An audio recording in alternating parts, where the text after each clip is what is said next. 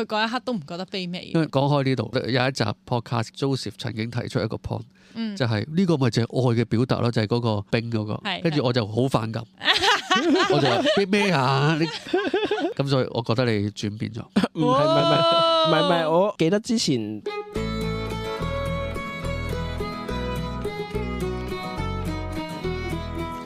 大家好，歡迎大家收聽 Says But True，Says But True 騎騎咧咧性趣聞，我係安然，我係 Joseph， 我係 Charis。以下一則貼文呢，就係由我哋偉大嘅 Joseph 提供嘅。咁咧佢就覺得哇，好值得討論啊！咁所以我哋就一齊嚟睇下啦。我哋咧稱之為咧一個免費早餐的故事啊。唔係，我哋講上集先啊，係由一個男朋友咧係所寫嘅。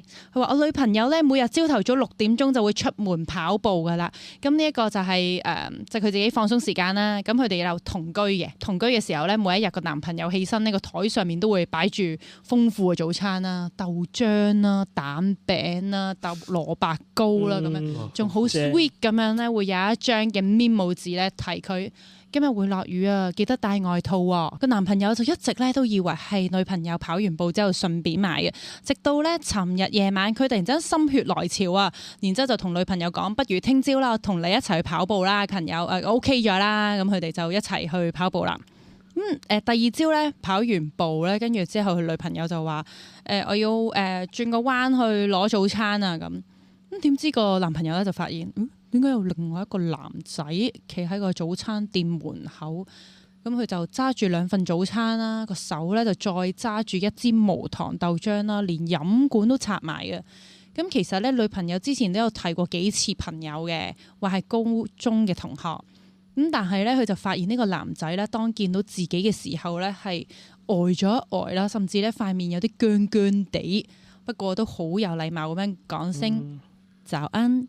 台灣嘅，因為呢個貼文係啦，咁佢就望住佢啦，冇乜點回應。咁個女仔咧就喺呢一個男仔手上接過咗啲早餐，然之後講咗聲唔該就走啦。咁佢就同嗰個男仔咧就同個女朋友去同佢女朋友講啦，佢話你話想試第二間嘅鹹豆漿，呢一間都有喎，幫你買咗，唔知你中唔中意咧？咁佢女朋友冇答喎，冇直接答，然之後咧就笑笑口咁樣講。好啊，咁聽日試埋呢間咧，咁樣之後咧，佢哋就走啦，行翻屋企嗰條路上面咧，咁佢男朋友咧就問佢：呢個男仔知你有男朋友嘅嗬？咁個女朋友講話：知道啊，我同佢講咗噶啦。咁佢自己就點點頭啦，冇多講任何嘢。但係咧，呢個佢覺得有種荒謬嘅感覺咧，一路纏繞住自己。佢首先咧唔覺得自己個女朋友咧同呢一個男仔咧係有路嘅，但係硬係咧就怪怪地，怪到咧佢想笑添。冇理由噶，明知呢個男仔明知女朋友有男朋友，咁仲要每日6點之前去早餐店排隊，又要研究佢想食咩，大熱天時拎住人哋情侶嘅早餐，企喺門口，即係企喺早餐店門口等佢嚟拎。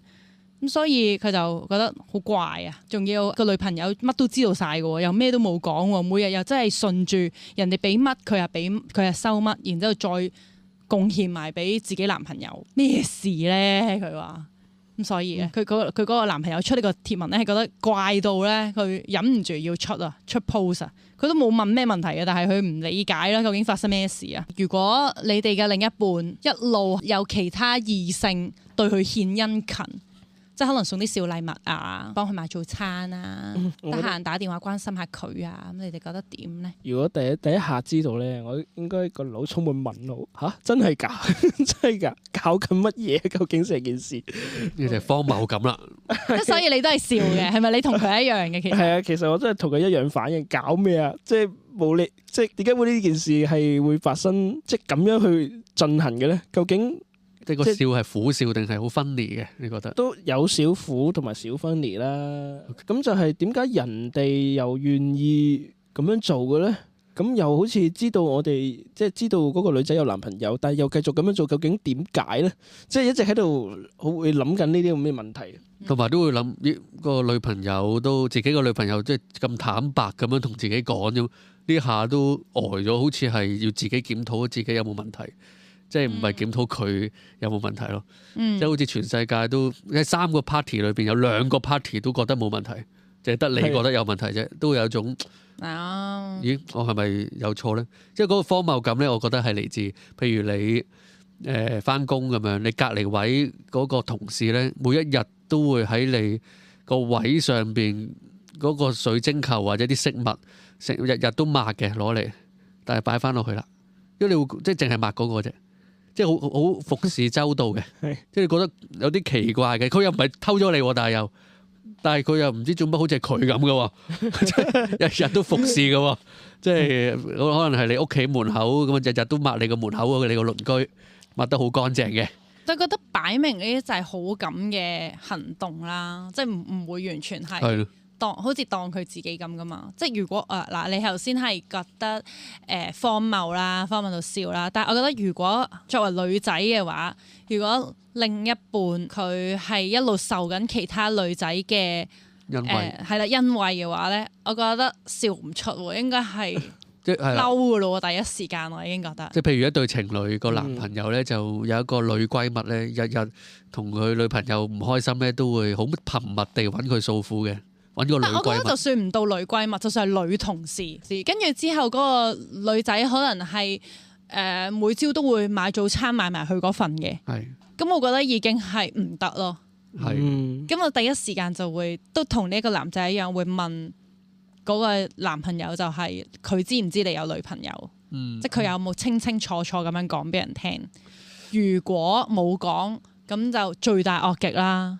即係你喺度模糊緊你嘅 status 啦。係，冇錯。咁但係如果咧佢有講，但係個女仔都照做嘅話咧，咁嗰個就係 bitch 啦。即係嗰個就係超綠茶啦。個男仔都衰嘅。即係個男仔咧，就算講到明俾個女同事知佢有女朋友，但係佢都接受人哋啲恩惠咧，其實佢都係開緊條路俾個女仔咯。即係好似有少少 open relationship 咁。即係個男朋友你講係啊，即係唔係即係我話如果用另外一個角度係啊，即係如果係個男仔一路接受緊其他女仔嘅恩惠嘅話，但係我覺得買早餐咧又同即係傾心事嗰個程度有啲唔同。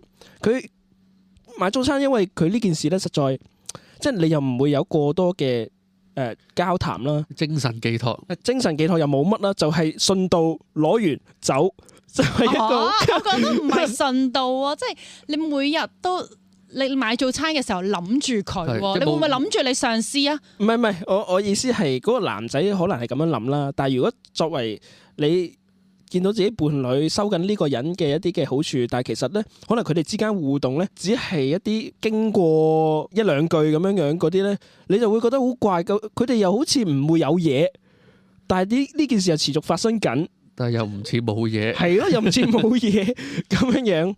即係我都明嘅，即係好過好多時候精神寄託嗰種啦，係純粹一啲物質啲，每一下都喺個傷口嗰度喐少少。咁有啲似譬如一間公司個男同事成日都揸車送個女同事放工或者返工，但係可能各自都有太太丈夫咁樣嘅。咁其實其他同事都見到怪咯，咁樣即係我都見過有呢啲咁嘅情況。而呢種行為好神奇地咧，可以用朋友嚟做解釋咯。係。即係朋友送你一程啫嘛，即係如果係接送，朋友我買早餐俾你啫嘛嚇，朋友之間都會送禮物㗎，係咪？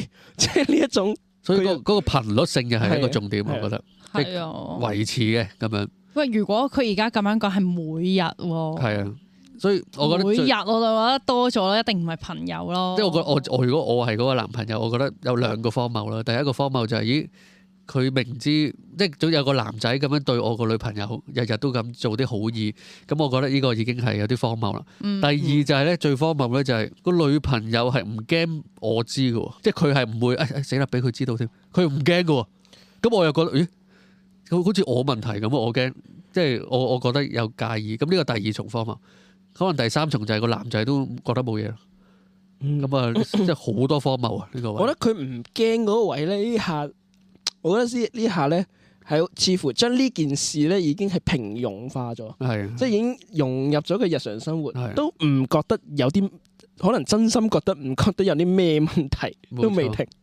我覺得佢會有少少覺得就算個女仔都會覺得有少少怪嘅。如果唔係佢即係個男朋友唔會寫佢有幾次，其實都唔自在啦。即係例如佢話陪佢女朋友去跑步嘅時候，佢呆咗一呆啦。咁但係之後就繼續講嘢嘅。跟住之後佢見即係佢哋跑完步嘅時候，見到呢個高中同學，其實佢有一啲位都係冇直接回應嗰個男仔嘅，而係即係抽離少少。OK 啊，咁試下第二間啦，聽日咁樣嗰啲，即係佢覺得有少少嘢，但係咧佢心裏面就覺得咁我哋真係冇乜嘢行為喎，你又吹我唔脹嘅喎咁樣，即係有小怪，但係個女仔都自己都意識唔到有啲咩怪咯。所以嗰個女仔係啦，即係佢都會覺得我又唔係肉體出軌，又未去到精神出軌啦。同埋我覺得佢唔介意俾佢男朋友知咧，係因為佢都覺得呢個男仔係對佢好嘅，咁佢就俾佢男朋友知道咧，直情係令佢男朋友都有少少危機感。嗱，有其他男仔對我好噶。但係如果呢個男朋友佢唔話要同佢一齊晨跑，其實佢永遠唔會有呢個危機感嘅喎。係啊，咁所以佢賠啦，咁咪咁展露俾你睇下咯，嗰啲危機感。得呢個男朋友仲有另外一樣嘢覺得怪嘅咧，就係有種佢一路以為咧，每一日嘅朝頭早早餐啦，同埋搣報紙啦，都係佢女朋友嘅真心真意，同埋嗰個貼心。即係佢女朋友跑步咧係諗住自己嘅，但係呢個怪咧就係原來佢女朋友一路用緊人哋嘅真心嚟到討好自己咯。原來佢係利用咗人哋嘅係咪叫利用咧？即係總之佢有少少借花敬佛嘅感覺。所以個男朋友咧都覺得，咦，原來我都係嗰個男仔嘅受惠者嚟㗎。係。即係嗰個又怪喎，呢個又係怪。第四重荒謬喎呢個，即係原來我都有着數喎，咁好似嬲唔落，咁但係又想嬲喎。都覺得佢咧其實都有少少戥嗰個男仔慘㗎，即係佢每日6點前即係仲要早過佢自己女朋友，特登去走早餐店嗰度排隊，然之後又要喺度諗佢想食咩咧，又要記住之前呢個女仔講過嘅嘢，跟住咧大熱天時買定個早餐，但係自己冇份食㗎。所以另外一個貢獻嚟嘅喎，呢個貢獻俾其他人。你哋之前咧有冇睇過一個 IG Reels 咧？係例如佢哋有一家人咧坐咗喺個電視機，唔係即係坐喺 sofa 嗰度睇電視咁樣啦。咁個老婆咧就同個老公講：斟杯水俾我啊！咁樣，即係然之後嗰個老婆就繼續睇電視啦。咁然之後咧個老公咧就踢一踢個女，同個女講：斟杯水俾我啊！個女又踢個細女，即係總之一重一重。然之後個細女咧就同媽咪講：我想飲水啊！咁樣。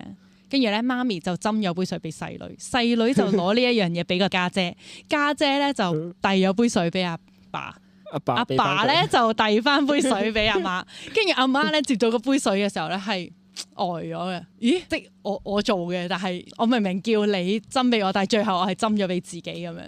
即係總之有一種，我覺得就有少少似呢一個，就係將人哋對自己嘅真心嘅嗰個行為，即係貢獻俾其他人。呢個3個 party 啦，有裏邊係最贏嗰個就係個女士咯，即係佢最多着數嘅。係。咁2個男士都各自怪怪的嘅，我覺得佢嗰2個男仔可以揾日約出嚟食下飯。嚇？點解啊？即係大家聯成一個聯盟先。咁所以我覺得嗰個男朋友咧，嗰個感覺咧就係佢會，即係我諗好多人都會覺得伴侶關係係一種絕對嘅排他性咯。咁雖然對方女仔冇肉體或者精神出軌，但係咧都會覺得對方女仔都承受個男仔長期都高成本嘅。如果即係雖然一個早餐唔係好高成本，但係個時間線咧就會令到個成本好高啦。有啲似冰咁樣咯，我覺得即係火食冰咁咯。咁就所以佢會覺得，咦？我呢個男朋友呢個身份有啲潛在危機喎，慢慢侵蝕緊咁樣。但其實一般嚟講啦，喺我認知入邊咧，通常收兵嘅人咧，其實有一部分人都係本身有男朋友嘅，但仍然係接受緊即係其他人嗰啲好處，可能整電腦、食飯，等等。不過佢呢個就會好明顯講到埋，就係一個好正常嚇，佢順道幫我買埋啫，即係呢個就係覺得，我覺得係更加高超嘅一種收兵嘅手法啦，已經，日日都順道，係啦，咁因為佢可能佢仲有第二啲兵添嘅，即係呢個就純粹幫手買早餐，有一個幫手買晏晝，有一個幫手買下午茶。咁啊或者幫佢供呢個 Netflix 月費。哇！有真係即係都聽過呢啲。咁其實都真係喎，即係唔知喎。其實都係好似頭先 Joseph 咁樣講，咁啱個男朋友心血來潮，先至話陪佢去跑步，先發現呢單嘢。冇錯。佢唔能夠24小時跟住佢女朋友去呢度去嗰度噶嘛。我自己啦嚇，認識一個朋友咧，就係佢個女仔嚟嘅，咁佢有個 list 係，即係有10個兵咁啊寫晒喺度，即係一個就負責咩，即係起居飲食全部都有人 support 嘅，咁但係佢有男朋友嘅。咁所以男朋友唔得閒嘅時候，咁佢就揾 call 佢哋啦。我喺度諗咧，其實嗰個男朋友本身會唔會聽到呢件事之後咧，都有啲優越感喺度嘅咧？即係你做咁多嘢，個女朋友又唔係我嘅咁樣呢種優越感。類似啦。我就咁睇前半 part 就冇覺得有呢種優越感咯，佢係不解多啲咯。但係如果你想講其他男士都可以，即係譬如即係我頭先我講嗰個例子，譬如我個位嗰度有盆花嘅。咁我隔離個位個同事日日幫我淋花嘅，咁我都會覺得怪怪地嘅，即係我就唔會有種優越感，都係我㗎啦嗰盆花。咁我係覺得我反而係調翻轉咯，個主權好似侵蝕緊咯。呢個係我係佢嘅主人，呢個即係你做咩對佢咁好啊？即係呢個係我女朋友嚟嘅。我嘅優越感會幾時出咧？除非就係你另一半其實係不停咁拒絕緊佢嘅。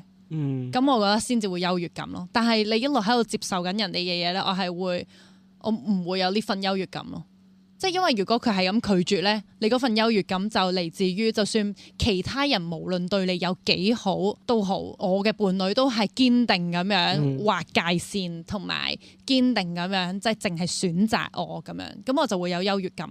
但係佢而家喺度接受緊多方好處咧，咁我就會覺得佢人品唔好咯。係，我都覺得係。同埋佢同緊其他人曖昧緊咯。係啊，頭先佢話純友誼，即係可能大家以前就已經係好朋友。佢順道先咁做咧，我喺度諗咧，其實好朋友咧，其實我喺度諗，好朋友其實都唔會咁做嘅喎。係啊，即使係同性嘅好朋友啦，即係你都唔會日日買早餐，日日買早餐俾呢個朋友，仲要6點，係即係時間又係一個考慮啦。即係總之個艱苦越多咧，就付出越大啊嘛。你日日同埋凌晨6點，就算同性有一個你嘅閨蜜真係日日咁對你做，我都覺得佢哋唔健康咯。即係點解要即係呢段時間就係劃咗一定係要做呢一樣嘢咧？對我咁我就會覺得佢就算對我好都會好到令我有種壓力。係同埋如果好朋友上面咧，呢度好似有少少一啲嘅叫做咩啊？嗰個權力嘅唔對等，即係你就唔會即係好朋友就唔應該係即係有個人就不斷幫你買早餐，然後你接受就咁就算噶嘛？單向付出呢個。咁其實點解你覺得對你好會有壓力咧？就係即係我覺得佢好似呢個時間特登劃分俾我嘅時候，就會覺得即係太多啦，即係佢嘅焦點放喺我身上太多啦，即係自然嗰種就係即係如果佢有陣時我真係病咗，然之後佢特登買啲粥啊或者上嚟煮嘢俾我食啊，咁呢啲咧我就覺得佢幫助我，咁我就覺得冇問題咯。但係如果你日日都咁樣做咧，我係會有啲壓力嘅。個壓力係嚟自於我做唔翻同等嘅嘢俾你，而我亦都覺得冇需要咯。即係我諗呢個就係個人際關係有種直覺啦，就係你對我好咧，我都應該有責任咧係回報翻少少嘢俾你。但係如果當你對我好太多嘅時候咧，我就覺得怪怪的喎，即係我冇乜嘢回報到咁多俾你喎。咁所以我哋以前傳統嘅男女相處就係會人哋對你好會有太好會有種壓力，就係話太厚禮咯咁，即係會覺得會推卻一啲太厚禮嘅禮物嘅，太貴啦呢餐咁樣 AA 就得啦咁，諸如此類，就唔想有一啲好似暗示自己要做啲咩回報翻俾你啊，因為咁但係有啲今日嘅男女關係又有啲唔同咧，就係咁人哋送到咯，咁你叻咗先啦，我唔一定要有責任俾翻佢噶。呢個就係最大嘅分別。同埋啲人而家都係睇有着數，唔係唔攞啊嘛。係，冇錯。咁但係就相對上唔係咁雙向咯，我覺得。你就一路係剔嗰個人咯。你唔識得喺個關係裡面付出。我唔知你覺唔覺啦。如果你想追一個人，或者你想送一份厚禮俾一個人咧，如果對方唔收咧，你會覺得有少少有少少被拒絕嘅感覺啦。但係如果佢收嘅話咧，你覺得佢都好似同你表達咗個信息咁，就好似送咗份禮物俾你咁嘅，佢話多謝啊咁，其實你都會開心嘅。即係咧，原來人與人之間咧，你講啦嚇，即係有個人收一份厚禮嘅話咧，即係剔咗，即係收到啦。其實你呢個動作都係一個 gift 嚟嘅，你都係俾緊佢一啲嘢佢，所以個男朋友覺得唔舒服嗰位咧，都係其實佢個女朋友都每一日都收佢個早餐，係等於送緊啲嘢俾個男仔，送緊一啲希望，係或者一句唔該已經令嗰個人好係啊。即可能其實嗰個男仔就係，就算我唔做你男朋友啦，我哋仍然有互動，我已經好開心啦。哇！點啊？即係你係覺得浪漫咧？點啊？冇，點解要做到咁卑微啊？我嚇死我，以為你覺得好浪漫。咁可能嗰個男仔覺得就係佢嗰一刻都唔覺得卑微。因為講開呢度，我哋有一集 podcast 嘅時候，阿 Joseph 曾經提出一個 point。就係呢個咪就係愛嘅表達咯，就係嗰個冰嗰個，跟住我就好反感，我就話咩啊？咁所以我覺得你轉變咗。唔係，我記得之前的確係咁講過嘅。不過咧，我以咩嘅角度嚟講咧，就係我唔想咧否定嗰個人嘅付出，即係因為嗰個人表達到做啲咩咁樣樣，即係你唔會話一嚟就話呢啲唔係愛啦。即係我唔想咁樣樣啫，純粹。即係你覺得單向付出都有佢。我覺得我要肯定佢嘅付出，即係付出嘅都要。都有啲保留，不過不過咧，我哋講埋下集啦，因為有少少更新嘅個男朋友覺得好怪，咁所以咧佢就忍唔住咧開口同佢女朋友咧去傾呢單嘢啦。好啊，非常好。咁我女朋友就同佢講：喂，老 best 嚟噶啦，高中開始 friend 噶啦，咁大家咪 keep 住有聯絡咯。佢買早餐順路啫，冇諗好多嘅咁。於是咧，第二日朝頭早啊，鬧鐘響嘅時候咧，個男朋友都起咗身啦，咁就覺得要陪個女朋友跑多次，其實有目的嘅，佢就想同個男仔傾清楚啊。傾啲咩咧？咁跑完之後咧，咁佢哋去到早餐店啦，又見到嗰個男仔咧喺琴日嗰個地方喎，手上面一樣咧繼續拎住2袋嘅早餐啦。咁然之後個男仔咧見到，哇，點解個男朋友又嚟嘅？又係有啲尷尬啊，僵僵地嘅表情，不過都禮貌咁點個頭啦咁。咁個男朋友咧就都唔轉彎抹角啦，問佢點解你每日都幫我女朋友買早餐嘅？咁個男仔就答佢：我冇啊，順路咯，同埋我哋好 friend 嘅，所以咧就咁啱住附近啊，幫佢買啦。我冇啊，冇諗住介入你哋嘅關係嘅咁。男朋友咧就岌咗岌頭，冇再回應啦。咁但係咧佢心裏面咧就覺得佢一定要同個女朋友講，唔好再攞呢個男仔嘅早餐啦。咁喺咩時候講呢？佢打開嗰啲早餐袋，望到吞拿魚蛋餅唔辣嘅，豆漿又無糖嘅。哇，其實真係幾正喎呢份早餐，即係佢自己都 enjoy 嘅，都覺得唔錯嘅。咁但係一邊食咁都喺度諗點樣同個女朋友講，唔想將件事搞得太核突啦咁。等個女朋友出嚟沖完涼之後，個男朋友咧就幫佢吹頭髮。咁一路吹嘅時候咧，就同佢講啦，以後唔好再叫佢送早餐啦。就算佢對你冇咩意思都好啦，一直咁樣收人哋嘅禮物都唔係咁好嘅。咁個女朋友就話：好啊，咁我會同個男仔講噶啦。咁然後咧，呢個男朋友咧都應承咗個女朋友，以後每日都會同佢去6點鐘跑步，順便一齊買早餐。然之後就暗暗地心 OS 嗰句都講出嚟，可惡！以後咧都要6點鐘起身啊！呢個就係最新嘅更新嘅進度啦。即係我覺得啦，即係一開始同佢攤牌，即係同阿男仔攤牌 OK 嘅，之後又同女仔就半攤牌啦。但係我覺得最後嗰步就怪怪地嘅。邊度最後嗰步啊？最後嗰步就以後就我好似佢做呢個角色咁，即係佢就佢負責買，有少少。好似妥協咗啲咁樣咯。妥協啲咩啊？即係我買俾你得啦，你唔使揾第二個人買啦。我取代個對方買早餐俾你。嗱，如果俾我嘅話咧，我覺得呢個係值得產生一啲衝突嘅。真心咩？即係喂，佢點解要咁做啊？即係有少少脾氣嘅可能會。但係佢最後係好冷靜地，然後佢個解決方法係一個防禦，佢就唔係進攻嘅，佢就係用啲方法解決，就係我做呢個位啦咁。咁我喺呢個角度就覺得，因為呢個位好灰色咧，又話唔到佢啲乜啊，因為所以佢可能就選擇灰色地回應。但係我自己覺得，如果個界線清啲咧，咁我就會嬲嬲地咁，即係起碼都表達下，喂，都有少少脾氣我都，即係調翻轉，我覺得個男仔日日你6點就落去跑步，然後佢咧就有個女仔同佢傾心事嘅咁樣，每一日都。咁你會唔會好冷靜？不如咁我同你傾心事啦。覺得嬲係合理咯呢個位，但係佢又冇乜點嬲。我係覺得好 sweet。係 OK 啊，即係兩個攤牌嘛，同個男仔攤牌咧就係表明咗自己嗰個主權。係啦，非常之好呢個字，係啦，即係主權啦。我係佢男朋友喎。同埋我覺得就真係唔核突嘅成件事。係。即係雖然嗰個男仔係有答佢啦，即係要話順路幫佢買啊，以前好 friend 啊。我覺得就算呢個位佢男朋友冇再講啲咩咧，其實都係一種表態嚟嘅。係。我睇你繼續吹啊！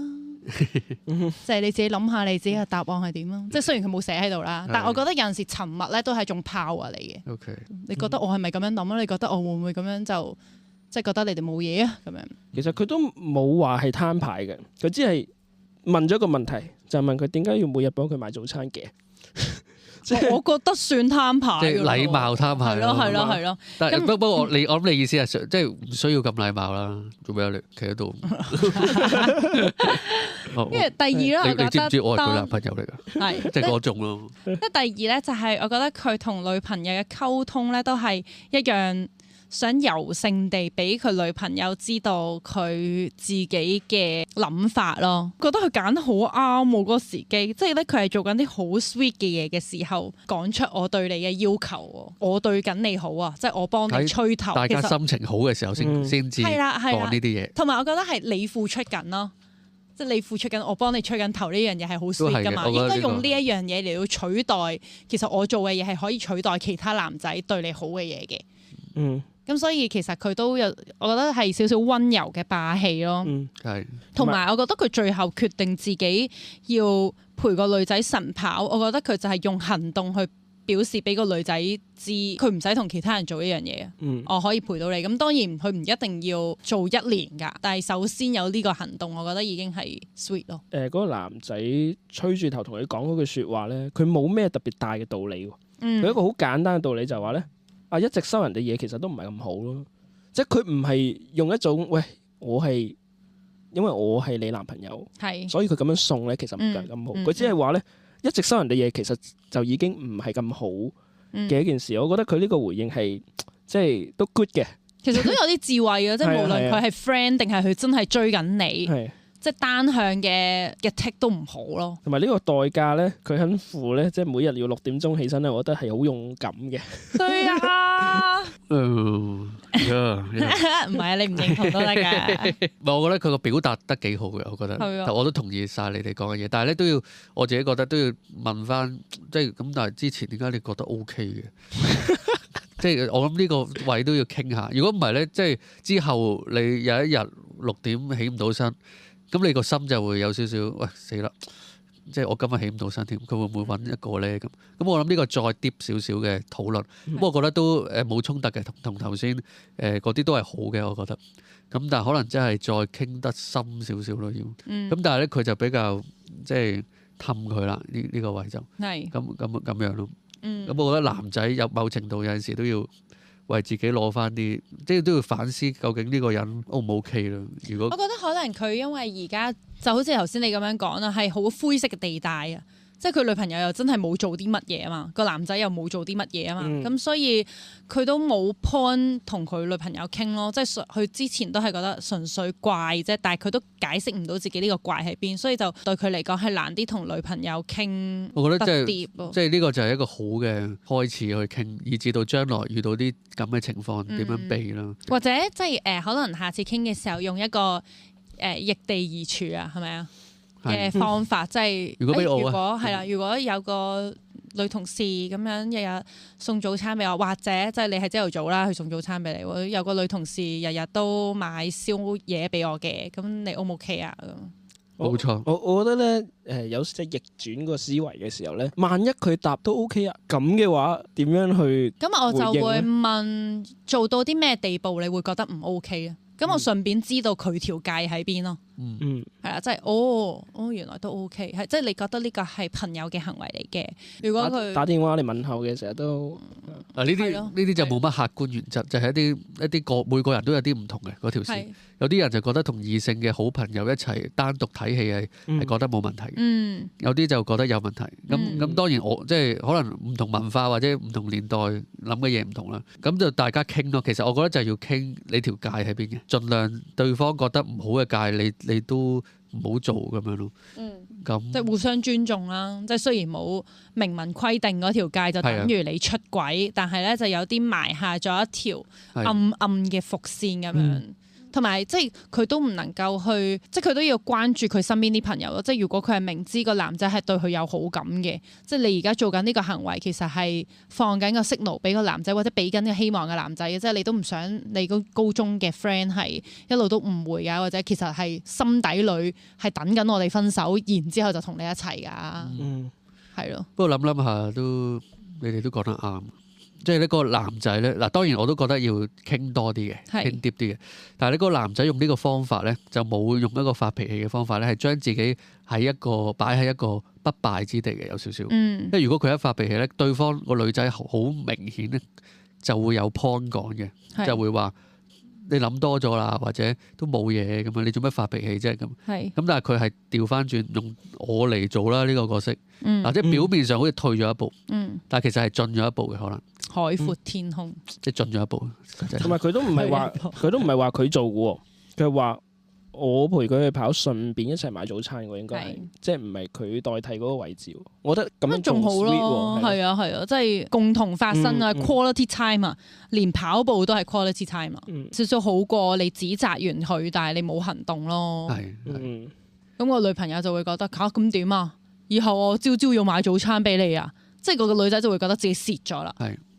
如果係從另一個角度咧，即係頭先我哋都係比較集中個男朋友做得好唔好啊？咁我哋大概都90%都好噶啦，或者都即係最多都係做多少少，再傾多少少嗰條界喺邊。咁但係個女朋友嘅角度咧，其實點解佢冇拒絕咧？你覺得？即係日日都送俾佢，或者你會唔會拒絕咧？我覺得一開頭有機會係個女仔唔識得拒絕嘅。又或者可能一開頭個男仔送早餐俾佢係冇咁頻密嘅，一個禮拜一次或者一個月一次咁樣，咁friend 啫，咁又個頻率又唔算真係好密，冇乜嘢啦，咁冇特別拒絕咯。但係後面就越嚟越同埋咧，佢係發現喂，我想試乜嘢都有人隨傳隨到喎，去到後面就咁樣有種免費 food panda 嘅感覺。係個男朋友都好少會陪佢落去噶嘛，咁所以又好似隱密咗嘅嗰件事又有人對你好喎，有啲實質好處啦。其實佢送早餐呢樣嘢，我覺得有兩個好處嘅。第一就係物質上好味啊嗰樣，第二就係勞動上嘅，幫你買埋。咁呢兩樣嘢加埋，咁實好嘅，即係有人買嘅，咁實好。係啦，你唔使自己排隊喎。係啦。咁但係當嗰段關係有埋另一個嘅時候，人哋見到咧，其實佢就對佢就有啲心理消耗啦。咁你就合理化佢順路啫，老朋友。但係對方就即係有點疑乜啦咁樣。如果淨係諗自己就冇嘢嘅，其實就諗埋個關係咧，就咁有啲奇怪啦。咁所以你哋覺唔覺得即係嗰個男仔其實係即係佢個老 best 係想追佢嘅，其實都係等緊佢同個男朋友分咗手，自己就有機會可以取代現任嘅男朋友啦。即係呢個就而家好啦，我哋從呢嗰個男仔嘅角度。究竟早餐男，我覺得如果從嗰個男仔嘅角度去睇咧，我覺得佢已經係失去咗盼望。做兵做到咁上下咧，即係我諗佢已經係冇咩盼望話佢要同到佢一齊。但係可能就至少可以咧，都做啲行為對佢好啦，即係咁卑微，真係好卑微嘅一啲嘅諗法咯。因為即係我又唔否定佢先啦，佢都話佢哋好早以前已經係好朋友啦。咁住附近，我順手幫佢買埋咯嚇。咁其實我覺得佢純粹只係做緊一個好即係卑微嘅行為咯，甚至都唔敢奢望啲乜嘢㗎。佢都話我唔係想介入你哋嘅關係，等等咁樣做啦。係冇錯，所以咁樣諗啦。冇錯。喂，咁如果呢件悲劇啦，即係悲慘嘅男二主角咧，其實最後係點樣佢先至可以停呢個行為咧？係佢自己失望到一個點先停嘅喎。如果係冇嘢停到佢，如果喺呢一點咧，我反而覺得個男朋友幫咗佢。係即係喺呢個時間就叫佢即係停止呢個行為咧，其實反而令佢即係放低呢件事啦。至少清清楚楚啦。佢呢個行為咧都幾有趣，你唔知點分類嘅呢個人行為，即係譬如你話追一個人。咁追一個人就係對佢好咧，其實有啲追人嘅元素佢嚇，即係每一日都買早餐係嘛，好想討好佢啊，追求佢。但係佢可能真係真心覺得唔係想介入人哋嘅關係喎，所以佢係半追嘅。所以我就覺得更加好似一個宗教儀式咁，做一啲嘢，譬如照顧咁，然後去換取卑微嘅存在感，或者一啲連結感，好微弱嘅嗰啲。多謝你，我就係要我就係要呢個，我已經夠一日㗎啦，一日用㗎啦咁樣。咁當然啦，亦都有一個好可能不切實際嘅盼望，就係有機會我會翻盤嘅，我呢個投資。咁雖然好微，但係我至少我頂到啦，即係有少少軍糧，就係多謝咁。只要佢好我就好噶啦，我唔使同佢一齊噶。你覺得個早餐男係咪真係咁單純嘅咧？咁我唔知，因為咧早嗰排咧我睇 JFFT 佢哋有一個分享啦，即係有一個人叫米爺啦，米爺咧就喺度分享緊佢點樣自己追佢女朋友。係。跟住咧佢講咧，如果你要追一個女仔咧，你首先第一步咧就係要令佢對你建立依賴感。咁個依賴感就係佢喺某一啲情況咧，佢就知道你會出現嘅。咁我覺得個早餐男就係咁咯，即係會唔會有機會佢想呢個女仔慣咗每一日朝頭早都會見到佢，每一日朝頭早佢辛苦完去跑完步，佢第一眼嘅係見到佢，唔係佢男朋友，而亦都每個朝頭早都會有個男仔係對佢好嘅。等個女仔建立咗呢個朝頭早嘅依賴感，以後佢食早餐可能佢都會諗起呢個男仔。呢個被需要感係啦，又或者突然之間有一日個男仔唔買早餐俾佢啦，佢會掛住嘅。佢會諗起佢，係同埋朝頭早真係每一日第一個人傾偈講嘢見到面就係嗰個男仔，就唔係佢男朋友啊。反而即係久而久之，呢個都係登門檻效應喎。即係每日逐啲個決定可能會翻盤嘅喎，有機會。我唔知個早餐男係咪真係咁單純啦，因為呢個男朋友係同呢一個男仔嘅相處係唔多噶嘛。係。咁佢又唔可以表明，喂，我係有呢個企圖噶，咁我喺你面前一定係扮鵪鶉或者扮冇嘢，扮普通朋友噶。但係佢心裏面究竟係點樣咧？嗰度我哋係估唔到嘅。不過通常冰落要我了解咧，就真係單純啲嘅。即係如果去到咁勁嘅話咧，佢個追求方法應該都勁啲嘅。咁唔知佢哋呢個情況發生咗幾耐啊？要再睇，即係兩個可能都有機會。咁所以咧，其實喺呢個關係裏邊咧，即係再分析得深入啲咧，我就覺得嗱，呢度有3個 party 啦。個女朋友係最賺得最多啦，有個早餐，有個情感關注啊，同埋即係嗰個人係關心佢買早餐俾你食，唔係淨係貨個早餐嘅。即係唔係純粹 kita 咁樣嘅咁，所以係呢兩樣嘢都有個情感，好似外判咗俾第二啲人。而嗰個早餐男咧，佢個報酬咧就好低嘅啫，其實就係多謝咁。好開心啊！你多謝我咁已經係咁夠啦。最大嘅成本咧就係個男朋友啦，即係咩事啊？佢點解有個男仔日日對住佢嗰種心理嘅壓力啊、精神嘅成本啊，同埋以後朝頭早嘅付出。佢嘅成本係真係最大，因為佢女朋友不嬲都係咁樣，個 routine 就係咁噶啦。係啊，冇錯。其實有好多關係咧，都係類似呢種關係咁。譬如有啲女仔或者調翻轉都係啦，男仔都係。佢同一個伴侶拍咗拖，跟住分手，但係咧就唔慣，冇人關心我啦，而家分咗手啦嘛。咁然後好啦，就算開始第二段關係都好咧，都好似有啲位個 ex 又做得好啲。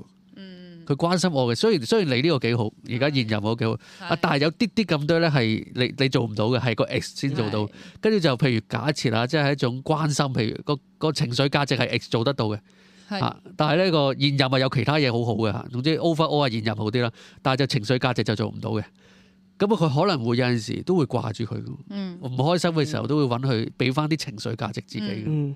久而久之就日日嘅喎，可能。但係咁樣做得出嘅話都幾厚面皮喎，即係你呢個女仔係啊！如果你真係純粹為咗想得到呢一個情緒價值，然之後揾翻個 X， 咁佢即係對好多女仔嚟講，佢個情緒係真係佢覺得諗到佢冇諗第二啲嘅可能。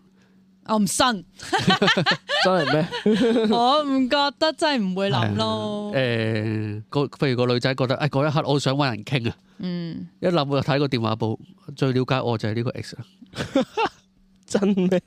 咁有啲人係咁啦，跟住嗰個 X 咧就又會有啲錯誤識路啦，都會點解揾翻我嘅？我應該要幫佢，我可能有機會，或者我都愛佢，我都想佢好嘅。咁佢肯定唔會拒絕嘅個 ex。然之後當個你另一半即係現任鬧你啦，做乜要同佢有糾纏不清嘅關係？你就會講：如果我仲中意佢，當初我哋就唔會分手啦。係啊，我只不過打俾佢啫嘛，我只不過約佢出嚟。再見亦是朋友。只不過係啊，而家就模糊咗啦，呢啲關係就同埋好客製化嗰樣嘢 customize 咗，即係你呢個人咧嗱，你呢個男仔同我一齊唔到噶啦，但係咧你關心我呢個位 OK 嘅，咁你俾呢個 service 我，即係佢背後就係咁咯。呢個就係收兵嗰個邏輯咯，係啊，每人都有唔同嘅功能，係啊，每人都有，係啊，全部客製化嘅。即係雖然普通話嘅朋友聽唔明我哋而家分析緊佢單 case 啊，咁但係咧我就覺得作為呢個女朋友咧，我覺得佢要有少少知足嘅心理咯。即係你男朋友都已經做到呢個地步，佢又冇大鬧特鬧你，仲係對你咁好，然之後仲話之後要即係陪你晨跑。咁我覺得你作為女朋友，你要喺呢一個位識得收啦。如果你唔識得見好就收咧，咁其實大家就會講話放生呢個男朋友啦。仲有好多人對佢好好噶咁樣。咁個早餐男就有機會啦。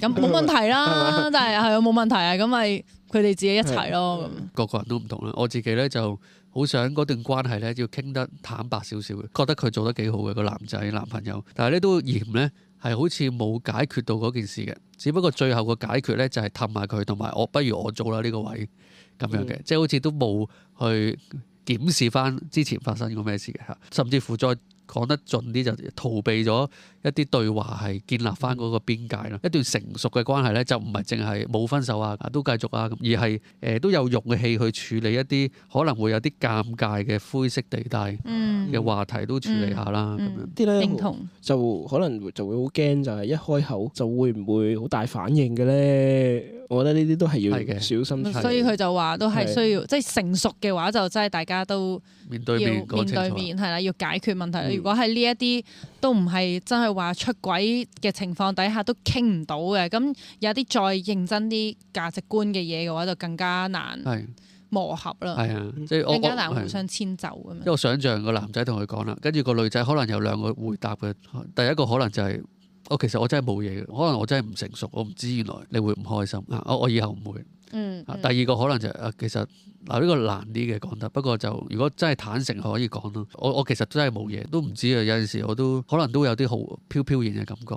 我知道 hurt 咗你啊，即係呢個第二個可能。不過我就難啲講，咁樣就會好即係撩到最深咯呢個位。但係如果嗰個女仔同你講，喂，其實你自己都有着數喎，我咪拎咗早餐翻嚟俾你食咯，唔係咯，係冇問題嘅，佢可以咁講。如果佢咁講，咁你就要你了解多咗佢，係啦，你了解多咗佢啦。咁你預計到將來有類似嘅衝突，佢都會咁樣講。咁你係咪就要考慮係咪同佢繼續一齊？係，所以係一啲好好嘅位係傾長遠關係嘅。個女仔咧有機會會咁講嘅。係啊，咁人哋一番好意，唔好嘥咗佢啊嘛，都買埋啦咁。咁我又唔識 say no 啦，即係我都唔排除會有呢啲位咯。咁可能你個男朋友就要講一下，佢同樣作為男仔，佢知道嗰個早餐男諗緊啲咩嘅。係啦，係啦。係啦，咁我覺得係咯，即係唔好 hurt 到其他人咯。係啦，同埋冇俾人哋有期望。咁所以其實呢單嘢我都睇到一個位咧，就係即係可能聽眾即係都可以去諗下，即係喺你嘅親密關係裏邊咧，有冇一啲咧係大家都心知肚明，但係都扮冇嘢，但係又未爆嘅嗰個炸彈嘅事發生緊咧，咁你會點處理咧？你係即係好似鴕鳥政策啊，定係都攞出嚟講咁樣？咁呢個都可以再諗咯。咁同埋另一個啟發嘅問題就係，即係當個伴侶嘅異性好友開始有啲越界啦，究竟你嘅唔開心係嚟自邊度咧？即係啦，即係你信唔過佢啊？你個女朋友、男朋友定係？你覺得個關係控制唔到，咁啊，你會之後會點處理咧？咁，如果你無論對朋友定係同男女朋友之間有一啲行為咧，你可能會諗，佢可能會唔會㗎？跟住之後自己咧，即係唔係拎出嚟傾嘅時候，自己暗馬底自己一個人嘅時候，已經諗晒一大堆可以駁翻對方嘅説話嘅話咧，我覺得如果你自己私底下已經諗咗咧，咁其實通常90%呢個行為都係容易令人誤會嘅。咁就盡量唔好做啦，冇錯，唔好去到任何一方爆嘅時候，你覺得自己係佔上風咯。其實你哋嘅關係就係喺一個弱點咯，係啊，所以我覺得如果你一開頭你某一啲行為，你已經自己為自己諗咗好多原因，冇話我哋冇話咁樣嗰啲，其實嗰個位就已經係越界㗎啦，係啊，冇錯，唔好呃自己咯，我覺得。冇錯，我都有諗一個愛情觀啊，可能現代人比較多啦，就係咁咯，即係我哋好多擇偶條件，咁但係未必每一個另一半咧，佢都符合晒100%。咁可能佢經濟獨立啊，情緒穩定啊，或者好吸引啊，好 sex appeal 啊，或者好幽默啊，好忠誠啊，咁可能或者陪伴你又好 quality 好高，咁啊可能你嘅擇偶條件係呢啲，咁我對方可能90% 都符合到噶啦，有10%都係爭啲啊，但係喺班 friend 面前都係冇乜虛榮感啊，即係啲人唔會讚你，即係總之係爭少少嘅，滿足唔晒。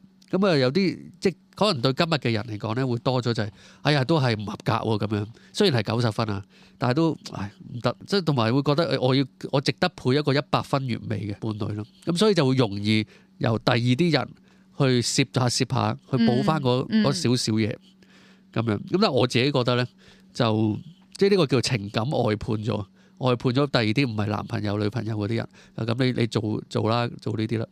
咁但係我自己覺得咧，一段關係咧，對方有少少弱點，有少少限制咧，有少少衝突磨合位咧，其實反而令到大家個關係會更深刻同埋珍惜。你經歷咗一啲嘢，你會有啲好嘅經歷，然後甚至乎係你有啲接納對方嘅位，然後又自己有啲成長嘅位，突破咗自己啲盲點咧。我覺得呢段關係就唔係純粹開心咯，而係你嘅智慧又高咗，你又大個咗咯。咁我覺得呢個唔完美有陣時都係好嘅，有陣時。即係好似我哋頭先咁樣講啦，有好多界線其實係好模糊嘅。但係如果你哋都覺得怪怪地啦，好似個男仔咁樣啦，咁你會採取啲咩方法咧？我覺得即時同對方傾唔係唔得嘅，係啦，咁啊就係揾一個你哋舒服嘅方式，合適嘅時間。即係大家係冷靜嘅，唔係為拗而拗咁樣。咁我就覺得係咯，即係你哋關係裡面要面對嘅一課咯。即係無論朋友定係情侶都好。我覺得咧，即係關係上咧，有時遇到啲唔舒服嘅地方咧，我覺得要即係如果喺呢件事上面，我覺得係要梳理下自己點解覺得奇怪，即係自己慢慢去即係諗下，點解我又接受唔到嘅咧？即係嗰個怪喺邊度，我又講唔出咧。即係我覺得係要即係用啲時間去梳理下，然後先去再傾翻。如果唔係咧，就會好似佢齋係講，就覺得怪怪地喎，唔好要佢送啦。咁其實就只能夠停留喺呢一度咯。即係如果你冇好認真諗下，究竟怪喺邊度咧？有陣時可能去到真係最後都諗唔到。咁我就覺得就算諗唔到，都值得拎出嚟傾嘅。係我真係好唔舒服啊！見到你每朝同佢見面。即係睇完呢個故事，我個睇法就係只要嗰個行為咧有符合呢幾個特徵咧，你就唔好做。第一就係高度嘅專注喺嗰個人，即係淨係佢嘅啫。你淨係為咗佢做，有規律嘅。定期都咁做嘅，包括埋一啲身心嘅勞動嘅，我覺得就已經喺友誼嘅邊界，唔係順片啊嗰啲友誼行為咯，就會好似工具人咁樣，咁啊為之越界。咁其實朋友就係咁啱幫你買啲嘢，咁啱經過買多份，或者一班朋友順便照顧埋你，咁呢啲就正常社交嘅禮貌啦。咁我覺得可以咁樣分。好啊，咁我哋今集就講到呢度啦。大家有啲咩反思嘅都可以 follow 我哋 IG Says But True 嘅 DM 我哋啦，亦都喺個 Apple Podcast、Spotify 俾5星星我哋鼓勵我哋講多啲啦。咁我哋今集去到呢度啦，我哋下集再見，拜拜。拜拜。